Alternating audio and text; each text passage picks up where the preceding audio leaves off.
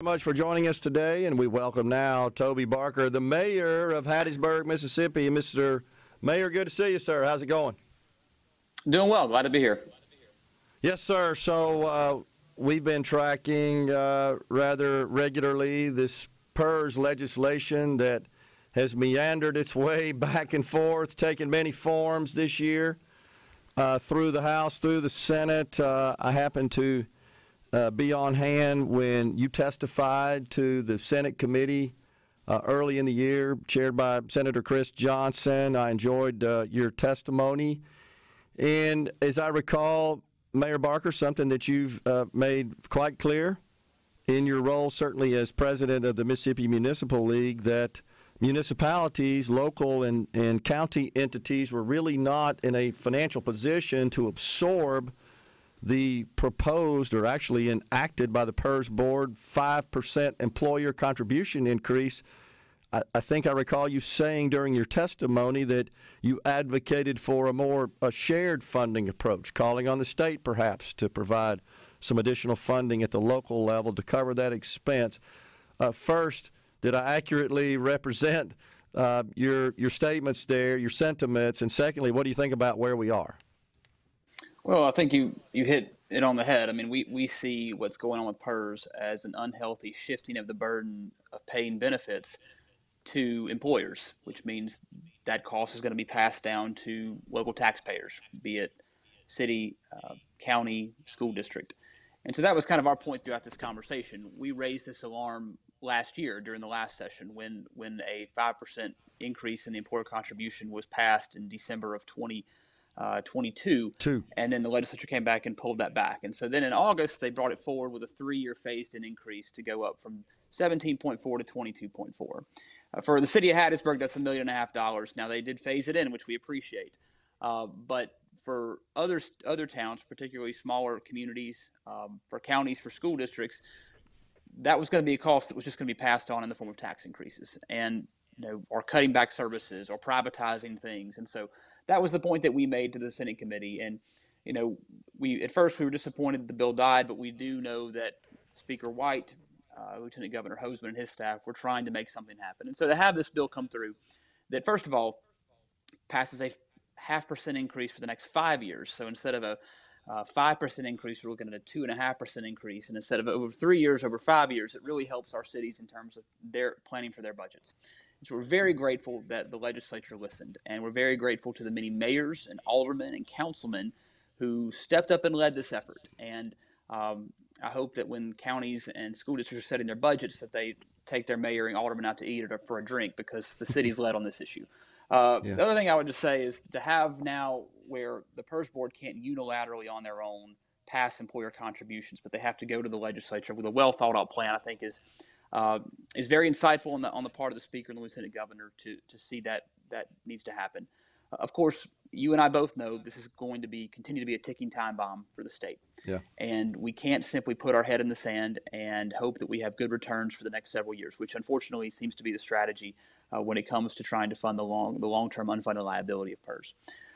But we think this is a positive first step in preventing a lot of premature tax increases at the local level, and we're very grateful to the legislature for their work in it.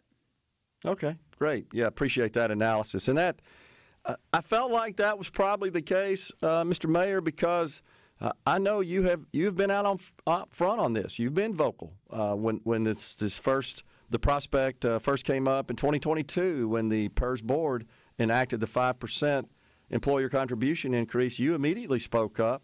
But since this legislation that recently got crafted, Senator David Parker largely behind its provisions, its design, I haven't heard from you, and that's why I thought it'd be good to get you on the program to just share your thoughts about it and your reaction to it.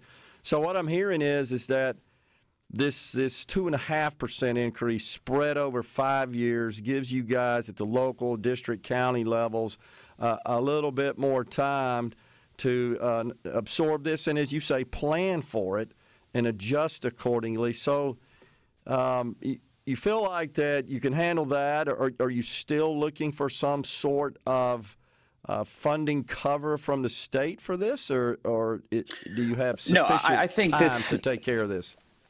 Well, I think the reason we haven't said anything yet is we're waiting for the governor to sign it, and so Okay, you don't gotcha. want to spike the football until you're actually Absolutely. in the end zone. Yes, We don't sir. want a 28-3 Falcons Patriots repeat. But what we do think is that this is a very fair plan and for cities and counties and school districts, but for cities Okay. particularly, we recognize that yes, employers putting more in is part of the equation. All right, Okay. and having that over 5 years is very fair to us. Now, I think as a state as a public employee, as someone who is in the PERS system, as someone who's a former lawmaker, I think we have to keep exploring ways on how we're going to close that gap. Because while this is good for employers, we still, like we've always said, have to look out for the best interest of the system. And I think the idea is going to be shared sacrifice at some point. Okay. So Senator David Blunt indicated in his response to this measure that it falls quite short of what is needed. His statement indicated that it would improve the funding ratio just slightly. He used the word 49%. So that's far short of the 80% target, of course. It just feels like that this is something that will help, but as you indicated, this is not a long-term solution. What are you hearing about the possibility of an injection of funds from the state into the trust fund? The value, $100 million, has kind of been leaked. You hearing that as well?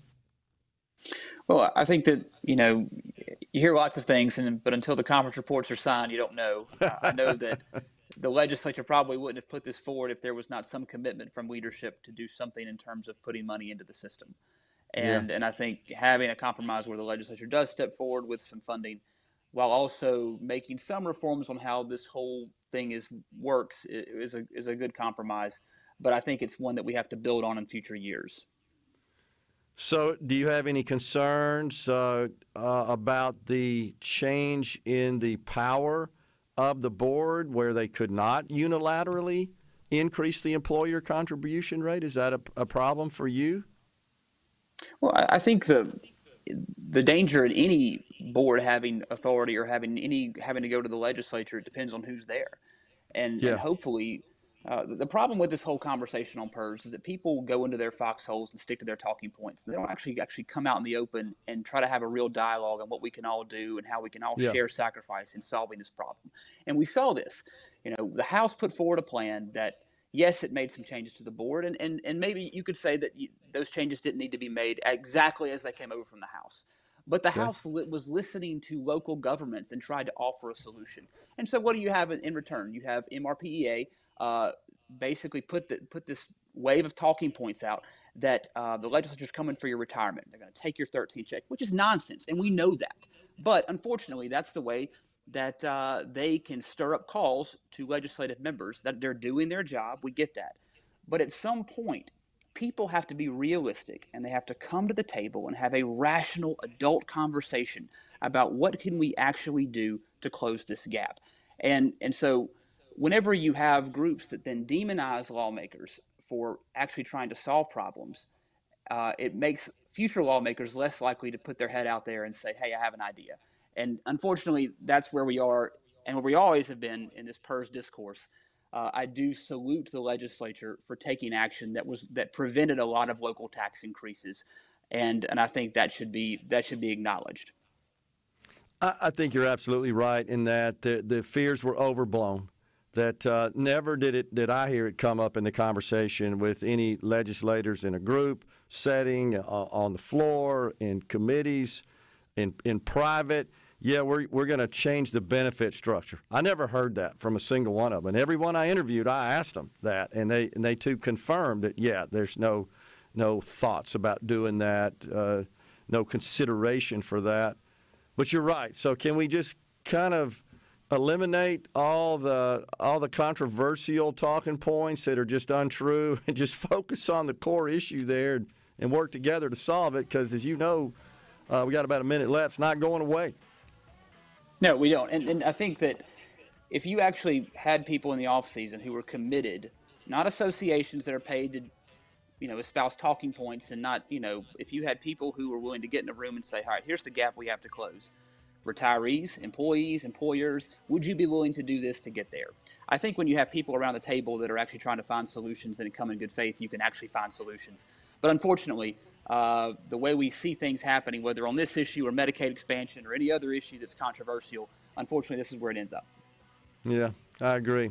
Mayor, always good to talk to you. Thank you so much for your leadership and your input, your analysis, and I'm sure we'll be talking to you some more soon. Thank you, sir.